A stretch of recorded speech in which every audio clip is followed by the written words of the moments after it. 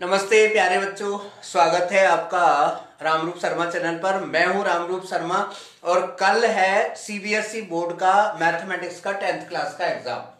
तो मैं कुछ बातें आपको बताना चाहता हूं और ये जो बातें हैं ये गुरु मंत्र की तरह आपको काम करेंगी। तभी मैंने टॉपिक रखा हुआ है पास होने का मंत्र मैथमेटिक्स में, चाहे आपका मैथमेटिक्स बेसिक मैथमेटिक्स है, मीन्स कोड 241 है, या फिर आपका मैथमेटिक्स है स्टैंडर्ड मैथमेटिक्स मीन्स 041।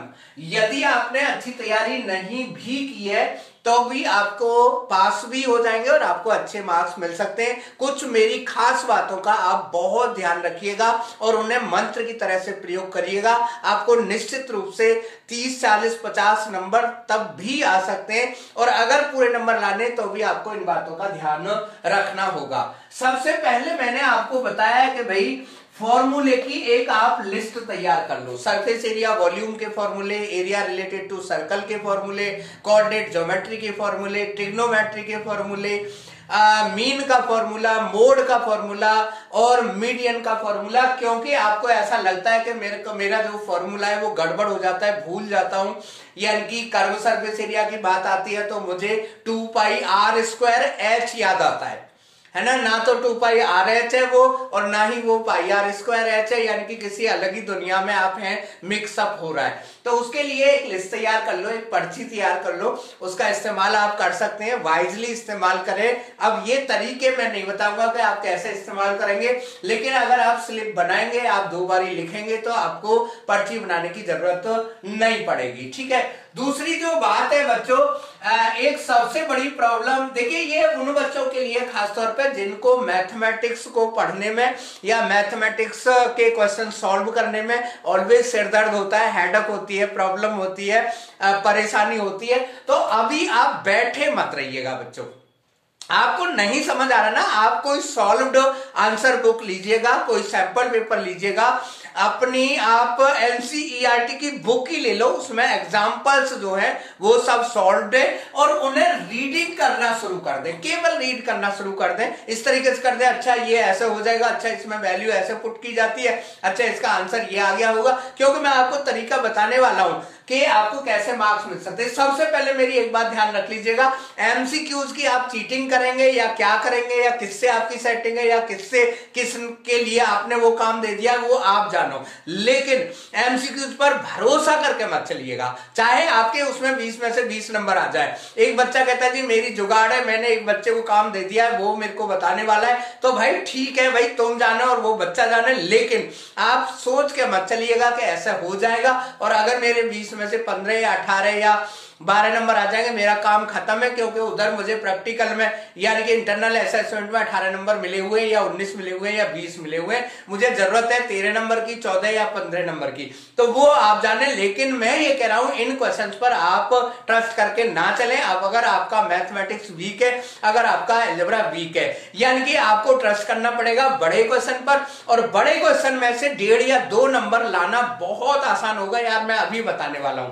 तो सबसे पहला जो पॉइंट मैंने रखा है वो रखा है बच्चों कि सबसे पहले आप 5 मार्क्स वाले क्वेश्चंस को करिएगा, यानी कि आप स्टार्ट करिएगा अपने क्वेश्चन जो है सेक्शन डी से स्टार्ट करिएगा। देखिए मरा हुआ हाथी भी 4 लाख का होता है, ध्यान रखिएगा।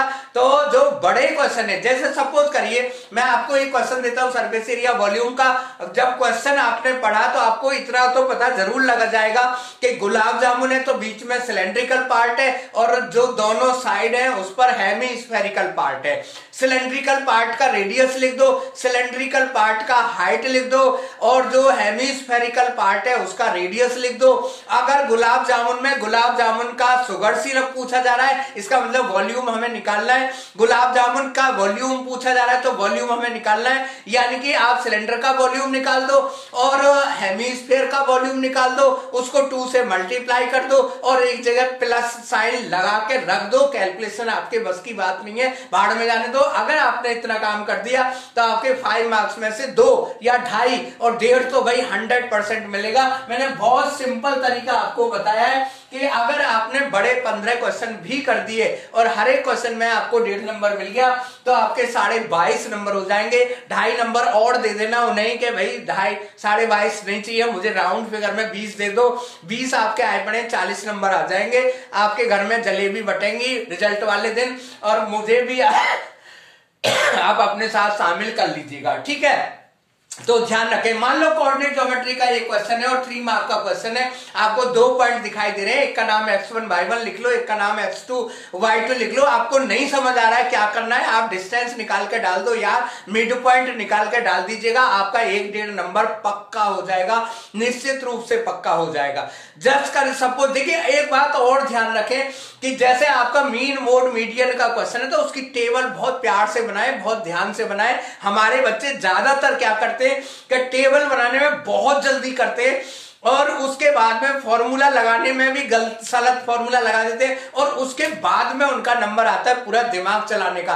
तो बच्चों वहां दिमाग नहीं चलाना है, आपको चलाना है टेबल में। मीन की अगर टेबल जो है, अगर वो क्वेश्चन 4 नंबर का है तो मीन की टेबल 2 नंबर की है भाई, केवल 2 नंबर की है, जैसे आप जल्दी कर रहे हो। और आपका नुकसान तब होता है टेबल जल्दी करने में, आपकी कैलकुलेशन गलत हो जाती है, बाद में आप आंसर लाने की कोशिश करते हैं क्योंकि पड़ोसी आपको आंसर बता ही देता है कि मीन वाले का आंसर 22 है, अब आपको 22 लाना है, कैसे भी ला सकते हैं। तो वो तरीका बिल्कुल गलत है। आप प्यार से, बहुत ध्यान से, बहुत आराम से टेबल बनाओ, यानी कि xi निकालिए, fi दिया हुआ है, xi इंटू fi निकालिए, मल्टीप्लाई आपको आती होगी यार, डंडे खींच के मल्टीप्लाई कर लो, पर मल्टीप्लाई ठीक कर लो। xi fi का सम निकाल दो, fi का सम निकाल दो, फॉर्मूला रख दो, वैल्यू पुट कर दो। कैलकुलेशन बिल्कुल मत करना क्योंकि आपको पता है वो आपसे गलत होने वाली है, तो ऐसी मेहनत बिल्कुल मत करिएगा जिसमें मार्क्स नहीं मिलने वाले।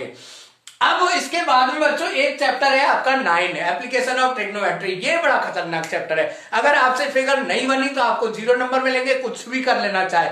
और अगर आपकी फिगर बन गई तो 2.5 नंबर लाना, मेरे से पूछ लो कैसे लाएंगे, फिगर बना दो। फिगर इसकी कुछ ही फिगर है यार, मैंने बहुत सारी वीडियो में दी हुई है। शैडो वाली जो फिगर है वो आपकी कुछ इस तरीके की फिगर बन जाती है, ठीक है ना। अगर मान लो किसी बिल्डिंग के ऊपर कुछ रखा हुआ है टावर, तो उसकी फिगर इस तरीके से बन जाती है। अगर फिगर सही बन गई और आपने 2 राइट ट्रायंगल ले लिए और उसमें tan थीटा ठोक दो, सोचो मत साइन लगेगा या कॉस लगेगा, तो फिर समझ लो आपके 2.5 नंबर वहां पर हो चुके हैं। एक बहुत अच्छा तरीका बता रहा हूं, चैप्टर है सर्कल और ट्रायंगल। इतने बढ़िया चैप्टर है, सबसे खतरनाक आपको लगते होंगे पर इससे भले कोई चैप्टर नहीं है यार। क्वेश्चन में ही आधे से ज्यादा आंसर दिया होता है, उसी को आप अरेंज कर दो चीजों को। जैसे मान लो एक सर्कल है और उस पर 2 टेंजेंट है और उसको ज्वाइन कर दिया, पहले लिख दो भाई ये 2 टेंजेंट है, दोनों टेंजेंट इक्वल होंगे, सेंटर से ज्वाइन कर दो भाई दोनों एंगल भी इक्वल होंगे, और बाइसेक्ट करेंगे और भाई अपोजिट एंगल भी इक्वल होगा।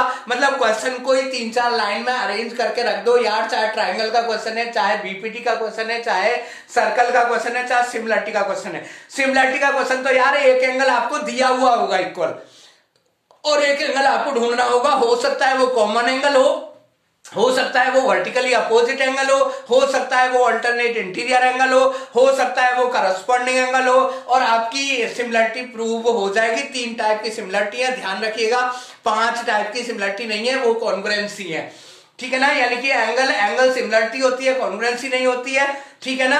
और भाई एंगल जो है वो कॉन्ग्रुएंसी नहीं होती, इस बात का जरूर ध्यान रखिएगा। तो ये है सर्कल, और उसके बारे में √3 वाला क्वेश्चन तो भाई रटी जाओ, उसकी कहानी कुछ भी आए लपेट देना उसी तरीके से। अब बात आती है चैप्टर 3 और चैप्टर 4 की। इससे पहले मैं एपी की बात कर लेता हूं, वहां से 1.5 नंबर नाम निकालना बहुत आसान काम है। जो आपको एपी दी हुई है उसमें से ए ढूंढ लो यार, डी ढूंढ लो, एन निकाल दो बिना सोचे समझे, एसएन निकाल दो बिना सोचे समझे। आपको 1.5-2 से कम नंबर कोई भी नहीं दे सकता। प्रोबेबिलिटी में नंबर लाना बहुत आसान है, आपको पता है। 2 कॉइन अगर आपने थ्रो किए हैं तो टोटल आउटकम 4 हो जाएगा, 3 कॉइन थ्रो किए हैं तो टोटल आउटकम 8 हो जाएगा। फॉर्मूला लिख दो और वैल्यू पुट कर दो, फेवरेबल आउटकम ढूंढो ही मत। अगर आपको दिक्कत हो रही है तो 2 में से आपका 1 नंबर हो गया भाई। मैं आपको एक बहुत अच्छी पॉलिसी बता देता हूं कि टीचर को किसी भी तरीके से किसी भी लाइन पर टिक करवा लो आप, यानी कि जब आपका टीचर आपका आंसर देखे तो वो टिक करे। जैसे ही आपने उसने टिक किया 2-3 जगह, आपका 1 नंबर पक्का हो गया। और इस फॉर्मूले के अकॉर्डिंग, इस पॉलिसी के अकॉर्डिंग आपके 20-22 नंबर बनने बहुत ही आसान है। छोड़ना कुछ भी नहीं, बड़े क्वेश्चन करना। मैं ये नहीं कह रहा बच्चों एमसीक्यू क्वेश्चन मत करिएगा, लेकिन एमसीक्यू क्वेश्चन जो होते हैं वो टाइम कंज्यूम कर जाते हैं, क्योंकि उसमें मजा आता है, क्योंकि वीक बच्चों के वो पसंदीदा क्वेश्चन होते हैं, क्योंकि आसान कंसेप्ट होते हैं लेकिन थोड़ा थोड़ा लॉजिकली होते हैं, और वहां पर आप फंस जाओगे। मैं तो कह रहा हूं कि अगर आपको 20 में से 2-4 आते हैं तो ठीक है, अदरवाइज सब पे बी लगा दो या सब पे सी लगा दो, ठीक है ना। तो 5-6 नंबर आपके वो पक्के बन जाएंगे, क्योंकि आप उस चक्रव्यूह से बन जाएंगे कि जो मैंने बी लगाया था वो सी आया था, जो सी लगाया था वो डी आया था, जो डी लगाया था वो ए आया था।